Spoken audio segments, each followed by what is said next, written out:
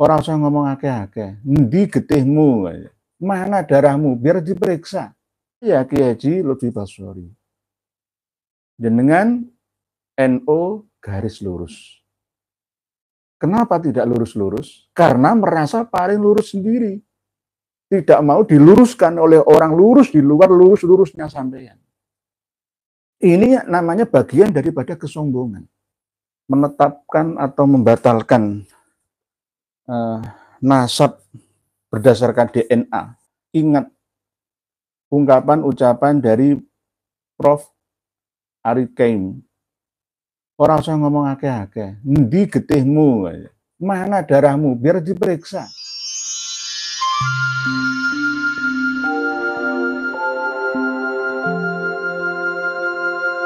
Warahmatullahi wabarakatuh.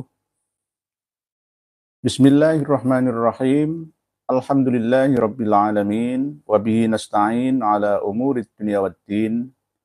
Wassalatu wassalamu ala asyrafil anbiya wa imamil mursalin. Sayyidina maulana Muhammadin. Wa ala alihi wa sahbihi ajma'in. Amma ba'd. Saudara-saudariku semuanya, semoga semuanya berbahagia. Dan kabar terbaru dari video Kiai Haji Lutfi Basori, Singosari, Malang, yang perlu diluruskan. Kalau kita tidak tahu tentang ilmu DNA, ya nggak usah ngomong tentang DNA. Berbahaya. Berbahaya. Sampai-sampai saya nggak nyiapkan ya. Keputusan Muktamar NO di Donohudan, Asrama Haji Donohudan, Surakarta ya, tahun 2004 yang lalu itu, tentang hukum tes DNA tidak bisa untuk mengisbat ilhaqun nasab, tapi bisa untuk membatalkan nasab. Jadi Romo Kiai Haji Lutfi Basori kurang referensi. Kurang referensi. Ya mohon maaf, sekali lagi mohon maaf. Siapa lagi yang berani mengkritik beliau kalau tidak kita-kita ini? Mohon maaf, ini tulisannya tersimpan jauh. Jadi sudah ada orang yang ngurus bidang DNA untuk menetapkan atau membatalkan nasab berdasarkan DNA. Kita ingat ungkapan ucapan dari Prof. Arid Kaim. Orang usah ngomong akeh-akeh. Endi getihmu? Mana darahmu? Biar diperiksa. Gitu. Jadi kita tidak perlu ngomong panjang lebar bulet lari dari kenyataan. Nah, ini kita dengar dulu video dan audio. Ini sudah kami sertakan di deskripsi. Yang bicara DNA itu, ini kayaknya orang nggak ngaji syariat, menurut saya begitu. DNA itu tidak sah untuk menentukan nasab seseorang, apalagi membatalkan, nggak sah. Itu syariat Islam. Yang sah menentukan nasab itu adalah isyhar atau apa ya, pengakuan dari masyarakat. Misalnya saya saja. Oh, Lutfi ini anaknya Yai Basori. Semua orang tahu, itu yang diakui. Apalagi kalau di Indonesia ada buku nikah. Itu yang diakui bukan tes DNA. Bla bla bla. Apa yang panjenengan sampaikan tentang tes DNA itu? Apa panjenengan nggak pernah membaca ini? Ini NO lah ya. Dulu belum ada NO garis bengkong dan NO garis lurus. Itu belum ada. Masih kompak NO. Yang nulis ini Hadratus Syekh Kiai Haji Sahal Mahfud. Pamannya Gus Dur dari Pondok Pesantren Maslakul Huda, Kajen Margoyo Sopati. Saya pernah nyantri ke sana. Hadratus Syekh Rama Kiai Sahal Mahfud Maslakul Huda Kajen Margoyoso Pati Jawa Tengah. Nomor 435, masa saya ulang-ulang? Ya mohon maaf, kadang-kadang bagi kita yang sudah bangun dari tidur panjang sejak awal ya, itu wah kok diulang-ulang terus ya. Ini kan banyak yang baru bangun tidur ya, mohon maaf gitu. Para pemirsa sekalian mohon maaf gitu. Kadang-kadang tuh saya sering ulang-ulang. Tolong jenengan buka lah. Ini saya ambil yang kecilnya saja, yang besarnya ya jelas jenengan ngerti sendiri. Ini tahun 2004. Hasil keputusan Muktamar Nahdlatul Ulama yang ke-31 di Asrama Haji Donohudan dan Boyolali, Solo, Jawa Tengah, Surakarta lah. Tanggal 29 November sampai tanggal 1 Desember 2004 Masehi. Hijriahnya adalah 16 sampai 18 Syawal 1425 Hijriah tentang masail diniyah al-waqi'iyah, masalah-masalah agama dan masalah-masalah yang terbaru. Ya, terupdate saat itu 2004 saat itu loh ya. Di antaranya adalah nomor 435 penetapan nasab berdasarkan tes DNA. Apakah tes DNA bisa dimanfaatkan untuk dasar hukum dalam ilhaqun nasab sebagaimana al-qiyafah? Jawab, bisa untuk menafikan ilhaqun nasab. Bisa menafikan loh ya. Jadi apakah nyambung nasabnya Habib sekarang sampai Imam Ali ya, atau tidak? Kalau Habib sekarang nyambung dengan Habib dulu, saya percaya. Nasabnya Kabair nyambung sampai Alwi, saya percaya, tidak ragu saya. Qabail, masyayikh, alawiyin, irsyadiyin yang ada di Indonesia ini nyambung nasabnya ke orang-orang Hadramaut sana, campuran orang-orang Arab Hadrami sana, itu saya percaya. Nggak perlu tes DNA, saya sudah percaya. Tetapi untuk nyambung ke Imam Ahmad Al-Abah, itu saya tidak percaya. Karena apa? Tidak ada datanya, 650 tahun, sepi, sunyi, tak ada cerita apa-apa. Tiba-tiba abad 9 Hijriah 10 sampai sekarang terus digaungkan. Ya, itu bisa untuk menafikan ilhaqun nasab. Yai, jangan buka sendiri.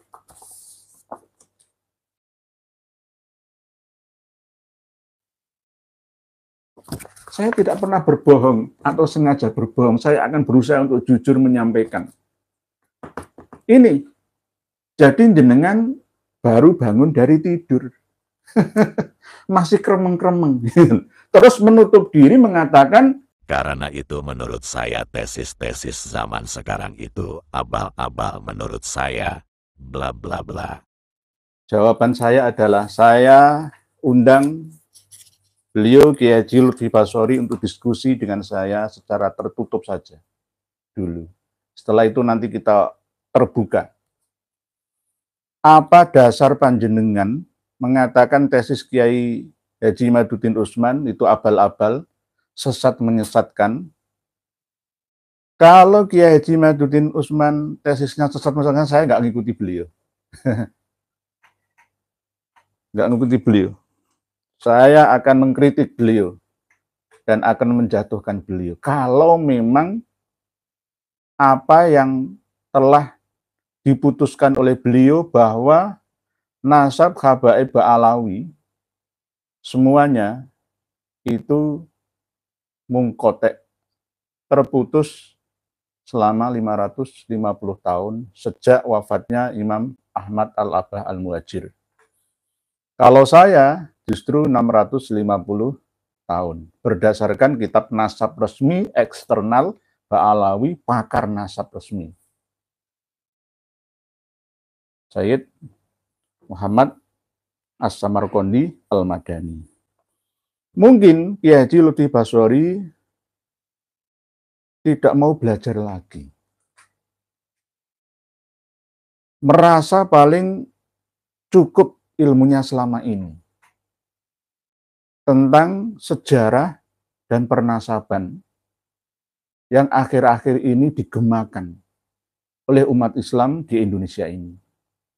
Sehingga beliau asal-asalan ngomong. Dan itu di hadapan orang banyak. Di hadapan generasi muda Islam kita yang akan terus ada setelah kita tiada.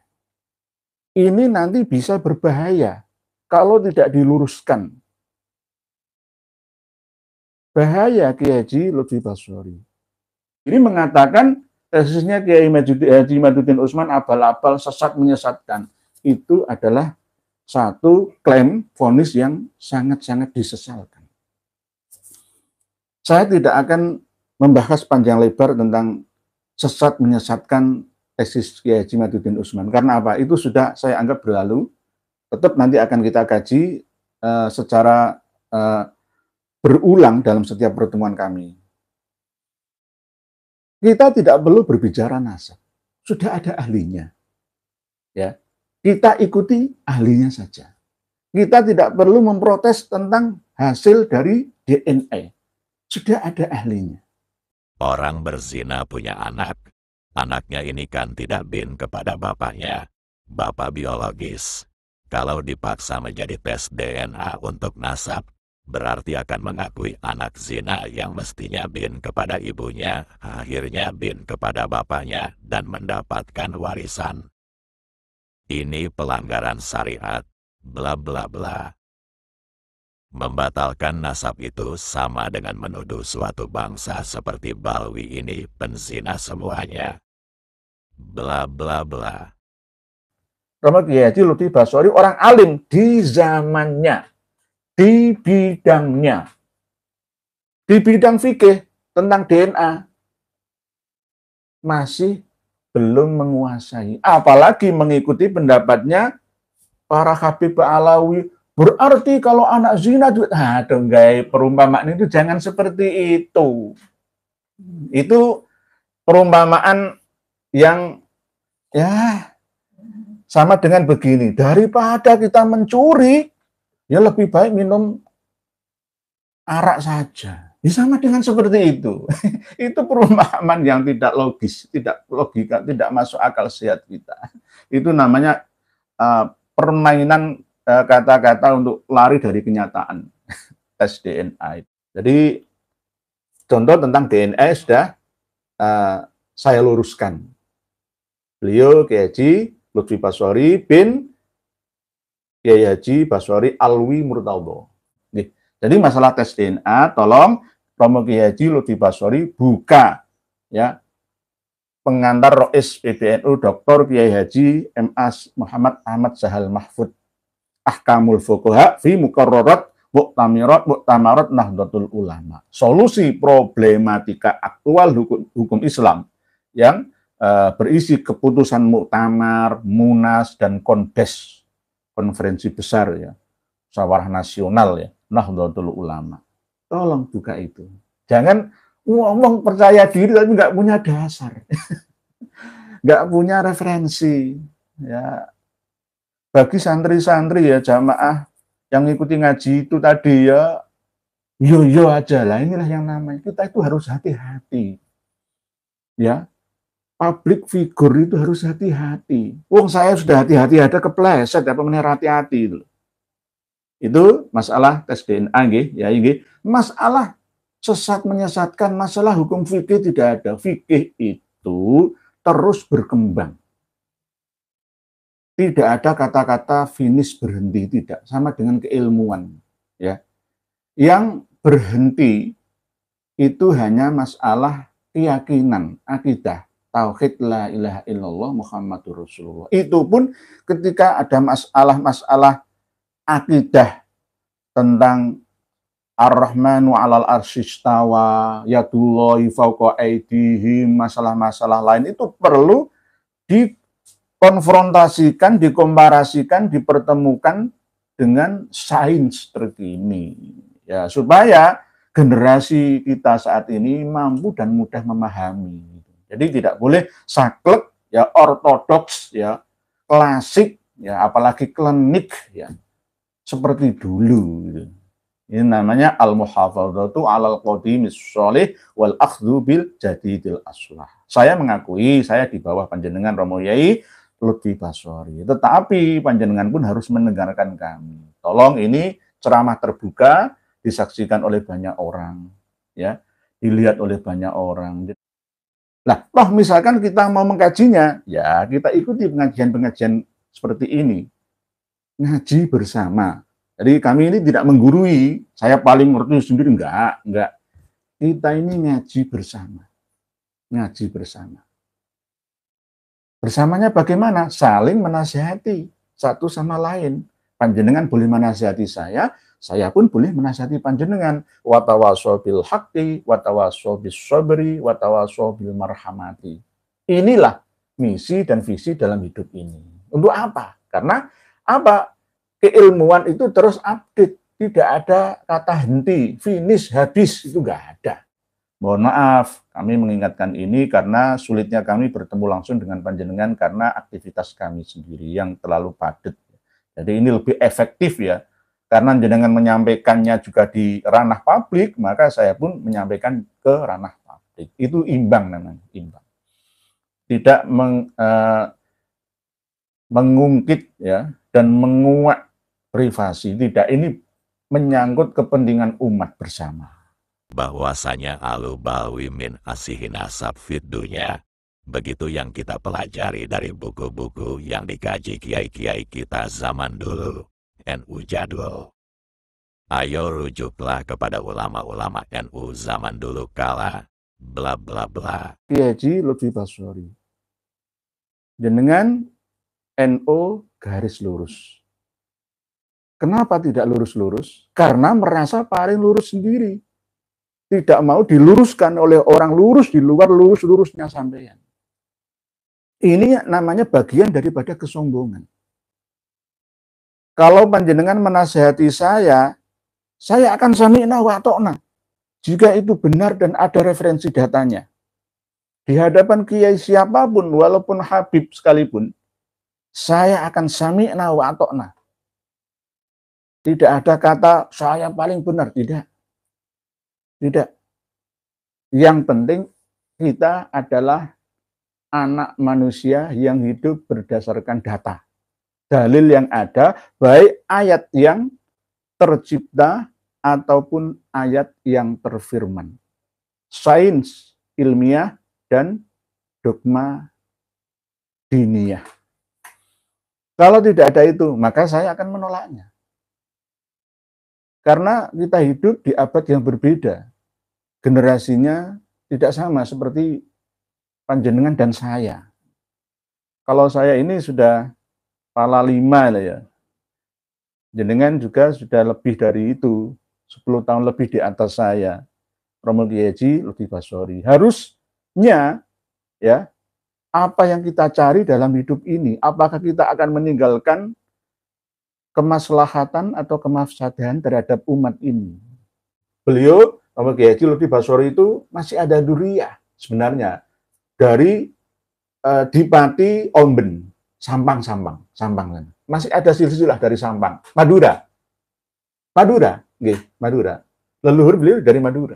Dulu hijrah ke Jawa. Sama dengan sejarahnya Raden Wijaya. Dulu pernah hijrah dari Jawa ke Madura, lalu dari Madura dibawa untuk diajak bersama Babat Alas, ya, Wilwotikto, Kerajaan Majapahit pertama. Ya, sama dengan itu. Lalu terus dari Madura ke Jawa untuk merubah, ya, dari sana lebih terbuka di sini. Yang akhirnya abah beliau mendirikan pesantren yang ada di Singosari. Ya, sampai sekarang ini. Beliau Kiai Haji Lutfi Basori meneruskan ya apa yang telah dirintis oleh ayah beliau. Ayah beliau adalah orang yang benar-benar memiliki pemikiran yang luas. Lebih luas ayah beliau. Saya mengikuti. Hadratus Syekh Kiai Haji Basori Alwi Murtadho. Saya mengikuti beliau. Yang pertama kali merintis musabaqah tilawatil Quran. Itu ayah beliau. Tapi ketika kena ke beliau, Kiai Haji Lutfi Basori malah tambah mundur. Mohon maaf. Pemikirannya bukan mundur lembaga pendidikan yang dikelolanya, enggak. Pemikirannya. Karena apa? Menyempit pada garis lurus ala saya. Saya NU garis lurus ya. Ala panjenengan. Lurus lah menurut panjenengan. Tapi belum tentu lurus menurut saya. Di antaranya adalah masalah DNA. Belum lagi masalah yang lain. Katanya saya harus ditakdir, harus dirajam gara-gara menuduh zina. Seluruh klan Ba'alawi yang ada. Bagaimana saya menuduh zina? Ada kitabnya, ada datanya. Bahwasanya Al-Balawi min asihin asab fiddunya. Begitu yang kita pelajari dari buku-buku yang dikaji kiai-kiai kita zaman dulu. NU jadul. Ayo rujuklah kepada ulama-ulama NU zaman dulu kala, bla bla bla. Begini loh Kiai Haji Lutfi Basori. Ringkasannya begini, kalau kita mencari data orang yang hidup pada abad ke-4 Hijriah, ya paling enggak kita mencari data pada abad 5 lah ya, 6, 7 lah ya, 8 lah ya. Ada enggak buku catatan sirah perjalanan beliau? Kalau toh semuanya enggak ada, buku nasab dan sejarah, ya enggak apa-apa, baru dikarang pada abad 9 atau 10, itu enggak masalah. Enggak ada. Lawang kitabnya ada. Seluruh keturunan Imam Ali bin Abi Thalib itu terekam dalam kitab Muntaqilatut Thalibiyah. Semua terekam, enggak akan tersisa. Lengkap. Diteruskan lagi, ya, kitab Abnaul Imam Ibnu Toba yang asli. Tidak ada Imam Ahmad Al-Abah. Lalu Tahdhibul Ansab, tidak ada Imam Ahmad Al-Abah. Al-Majdi, tidak ada Imam Ahmad Al-Abah, tapi tidak ada Ubaidillah. Tahdhibul Ansab ada Imam Ahmad Al-Abah, tidak ada Ubaidillah. Al-Fakhri, Al-Asili, Umdatut Thalib, ya. Begitu juga Asy-Syajarah Al-Mubarakah. Berikut juga kitab-kitab eksternal Ba'alawi. Didukung oleh kitab-kitab sejarah yang lain. Dari kalangan Sunni dan Syi'i. Terus tiba-tiba ada. Setelah tidak ada selama 650 tahun, terus diada-adakan. Itu bagaimana coba? Coba kita pikir bersama. Dulu sempat kecolongan warga Mesir, Afrika Utara, sampai Yaman, sampai Suriah, sampai semenanjung Arabia, itu dikuasai oleh dinasti Fatimiyah, Ubaidillah Al-Mahdi. Itu selama 2 abad kecolongan. Baru setelah itu dibatalkan oleh Ibnu Hazm Al-Andalusi. Bahwa ternyata Ubaidillah bin Al-Mahdi, ya, yang mendirikan dinasti Fatimiyah di Afrika Utara, ya, mulai dari Fes, Aljazair, Tunisia, Libya, sampai Mesir, ya, berkedudukan di Mesir sana, di Kairo atau Qohiroh, Alexandria atau Iskandaria, selama lebih dari 2 abad, 200 tahun. Sama seperti yang terjadi di Indonesia sekarang ini. Mereka yang ingin disembah-sembah, dikultuskan, tidak ada yang namanya bantah. Kalau bantah seperti saya ini langsung dibunuh, langsung dipancung, langsung dihukum mati. Dulu begitu, tidak boleh bantah. Tertekan ilmuwan-ilmuwan yang ada di sana itu. Ubaidillah Al-Mahdi itu sudah saya bahas khusus dalam satu video, full 1,5 jam itu. Kecolongan. Nah, di sini jika dibiarkan akan seperti di sana. Hampir sama. Polanya itu hampir sama. Nah, ini alhamdulillah kita bisa bangkit bersama, bisa menghadangnya, dan alhamdulillah semua mulai menyadarinya bahwa ternyata ngapusi. Tukang ngapusi. Dajjal itu adalah klan Yahudi keturunan dari penduduk Yasrib Madinah. keturunan Yahudi ini kota Madinah. Dajjal, penipu ulung, lalu menyebar luas melalui keturunan-keturunannya sampai kemana-mana, termasuk ya sampai ke Indonesia ini. Ada kepentingan, termasuk diantaranya adalah ekonomi pertama kali, politik, lalu ada kepentingan dakwah, lalu ada diselipkan untuk dakwah Islam. Padahal sebenarnya tidak murni dakwah Islam, tapi juga untuk menguasai wilayah. Ini yang sangat berbahaya. Tolong, ya Lutfi Basori harus memiliki kitab Al-Istizadah ini. Guru panjenengan kan dari Habib Alawi kan, wajib jenengan memiliki kitab Al-Istizadah ini. Biar melek informasi. Biar melek informasi. Yang mengatakan ini bukan saya, tapi Mufti Batavia, Ibnu Ubaidillah, Habib Abdurrahman bin Ubaidillah As-Sakaf. Ini di maktub ditulis oleh Habib Ali bin Muhsin, ya, As-Sakaf.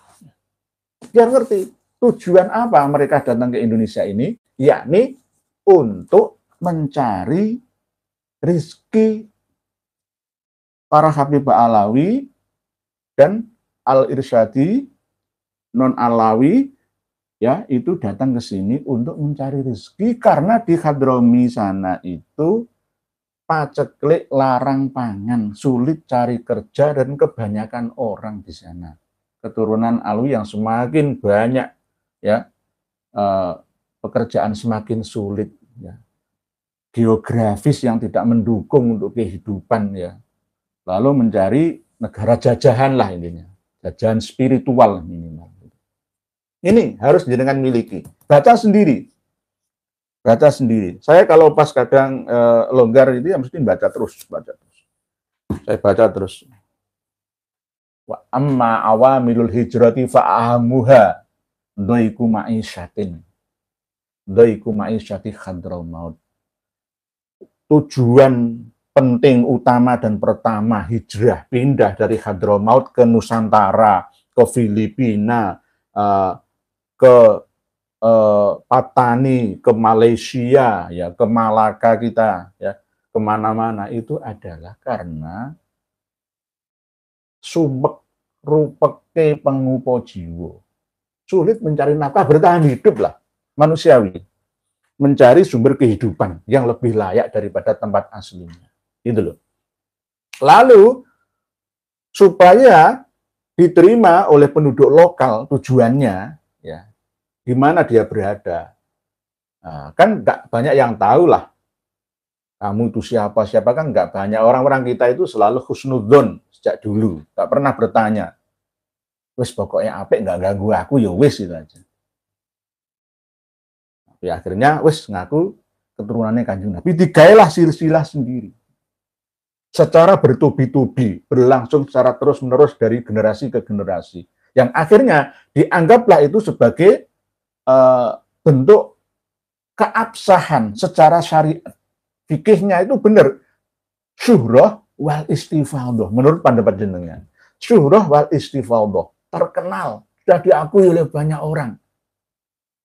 Berarti kalau ada orang dipoles, diendos, walaupun dia itu orang jahat, berarti dia dianggap sebagai orang saleh. Tergantung pengindosnya. Ya. Tergantung pemolesannya itu seperti apa. Ya sama seperti itu. Sama dengan penjahat yang dipoles berjubah dianggap sebagai habib yang saleh. Nah, ini yang harus kita hindari bersama. Khususon Hadratus Syekh Kiai Haji Lutfi Basori. Para pemirsa dan pendengar sekalian rahimakumullah. Alawi itu Romayai, ya, tidak sama seperti Alawiyin. Harus bisa membedakan mana Alawi, mana Alawiyin. Mana Robito Alawiyah, mana Alawiyah. Kita harus mampu membedakan. Jangan sampai digerabah uyah. Oh, sama. Enggak bisa. Itu bisa berubah-ubah. Tergantung yang mengucapkan, yang menuliskan. Perjuangan para habib sejak leluhurnya sampai sekarang itu tidak pernah berhenti untuk minta diakui sebagai Dzurriyyah biologis Nabi.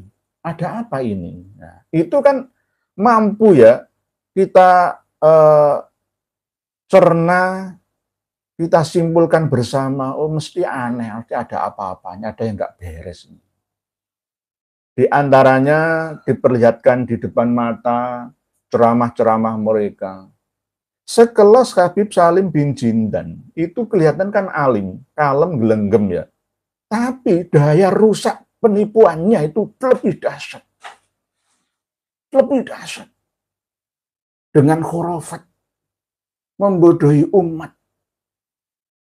Umat Islam ini selamanya akan bodoh. Nggak punya peradaban. Jika mengikuti khurafat-khurafat seperti itu. Gitu.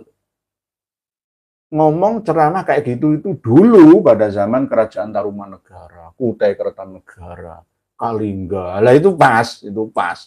Ya. Kita hidup di zaman sekarang ini. Dikelilingi oleh alat-alat yang berteknologi tinggi. Kok masih ngomong kayak gitu, itu bagaimana? Gitu loh. Ya ini kita ngomong ringan-ringan ya, kelihatan di luarnya saja, nggak terlalu jelimet. Gitu. Saya pakai bahasa yang sangat sederhana. Misalkan saya menggunakan bahasa akademik, ya bisa-bisa saja. Seperti Gus Rumel Abbas, itu terlalu bulat menurut saya. Ini kan untuk semua kalangan. Mudah ya, menerima.